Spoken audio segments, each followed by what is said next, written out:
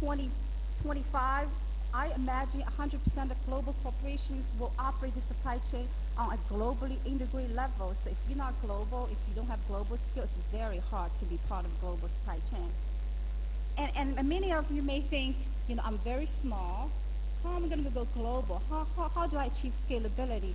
But it's possible. I just want to share with you, there's a true testament on how Dow achieved global scalability, start from small. As you know, a legendary CEO, Michael Dell, started his company only 26 years ago, out of his dorm room with $1,000 borrowed from his parents. And 3 years into the business, he expanded his business to UK, and then Ireland, and then China, and then India, and Africa. And today we're a $60 billion company. We grew all that through organic growth for the last 24 years. Only started 2 years ago, we start acquisitions, right? So there's a possibility for organic growth. We talk about three areas of growth. One is organic. Second one, Himanshu talked about joint ventures, strategic alliances. And lastly, merger acquisition. I think Sung Jun talked about that you acquired a big company as a small business. So it can be done. And I want to give you an example on organic growth that we helped a African-American owned company based in U.S. start the global path several years ago. And when we start with them, they were $85 million company. And we mentored, coached them to replicate their services with Dell in U.S. and have them implement that services in Brazil, in China, Singapore, and the rest of the globe. And today, they're a $3 billion company, and they're the largest African-American-owned company in U.S. And so that's a good example of organic growth. You need to have will, you need to have infrastructure, and you need to have help, like help from the corporation and the government agencies. Secondly is the joint venture strategic alliances. And today, we have in U.S., we have courses that help small, medium businesses understand how to form joint venture strategic alliances, so you can find a partner that truly can add value, but not add redundancy, and together you can address the world market. And we facilitated recently a joint venture between one of the largest electronic distributors in the world with a very small business, and together they're helping Dell distributing our electronic product globally. And then lastly, merger and acquisition. I actually came across a very small company in U.S., and they actually acquired a company twice as large as they are, most recently.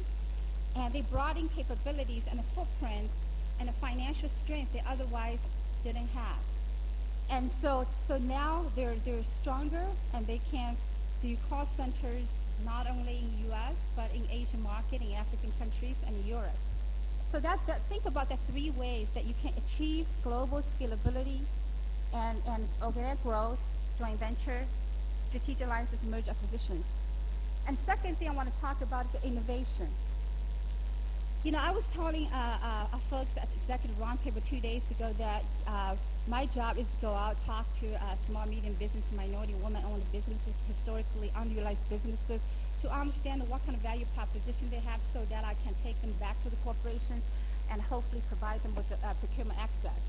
I have so many folks come to me, couldn't really tell me what we do and what are the value proposition. And so it's very critical that you understand the company, understand what they're looking for, and come up with innovative ideas that how you're going to help our corporation become better, serve our customers better.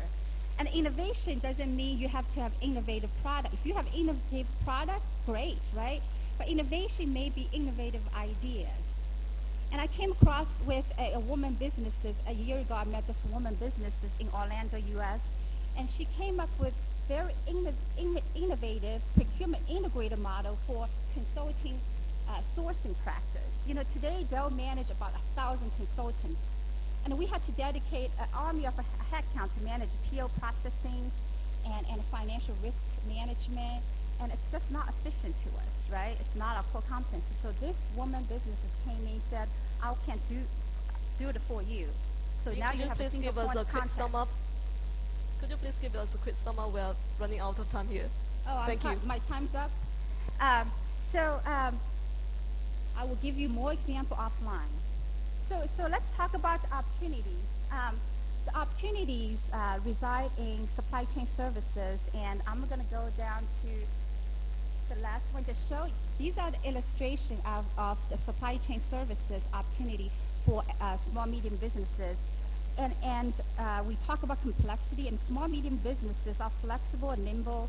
They make decisions much faster than corporations. And I have seen small electronic manufacturing from U.S. fundamentally change its business model from manufacturing to supply chain services and managing crucial links between manufacturers, tiers of suppliers, distribution outlets, logistics, and transportation providers. And in the end, they provide superior services for us.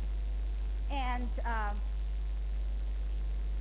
the other opportunities, as you know, foreign tax regulations require some local sourcing. So in Brazil, in China, many countries, there are some local sourcing activities for you. And so think about that piece. Lastly, when people think about supply chain, they think about the product we buy and put it in the manufacturing and sell to customers. They don't think about the indirect procurement. Do you know, in order for us to keep the lights running and the facility running, keep our employee happy, we spend billions of dollars on marketing, communication, office supply, travel, staffing services. So these are the indirect procurement. I met Achana from India, that she provides green cleaning services and she provides promotional product. That's indirect procurement. Now Himanshi does temporary staffing services. That's indirect procurement. So these are the low-hanging fruit. As you think about opportunities, incorporate global supply chain, start with indirect procurement. And my time's up, and thank you for your attention. I look forward to taking your questions. Thank you very much, Ying. And so far, we've nailed business strategies from 4 business, varying from IT, coffee, and fashion. Now let's look at the global supply chain in a more technical way with a Chinese angle. Now let me introduce Professor Huang Youfang, Vice President of Shanghai Maritime University. He is a specialist in maritime logistics. Youfang, the next 8 minutes belongs to you.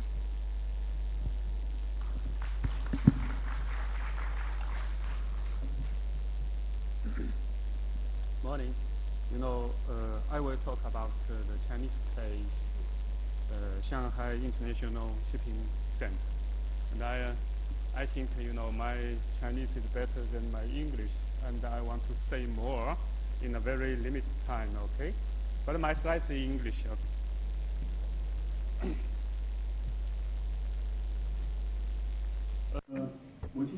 And today, I would like to share with you the development of the Shanghai International Shipping Center, and also the role of this center in promoting China's business and overseas. And I will split it into 3 parts. The first one is the development of the International Shipping Center. The second will be some policies we have made to optimize the Shanghai International Shipping Center. The third,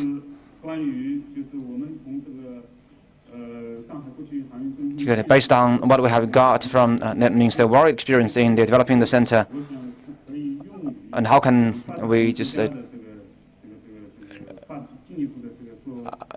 drive exports, some lessons experience for developing countries. These are several pictures showing the Shanghai International Shipping Center. Shanghai International Shipping Center now, with handling capacity, ranks first. The container handling capacity ranks third in the world. We can say 2005, NORA handling capacity 2010 estimated that we can get 600 million tons, and a container is about 34 million TEU. So for 3 consecutive years, we rank the second in terms of container handling capacity, and the total handling capacity ranks first for 5 years. And also, we have 12 shipping routes connecting many parts of the world, and connecting over 200 countries and regions, and also get the most orders of the shipping building.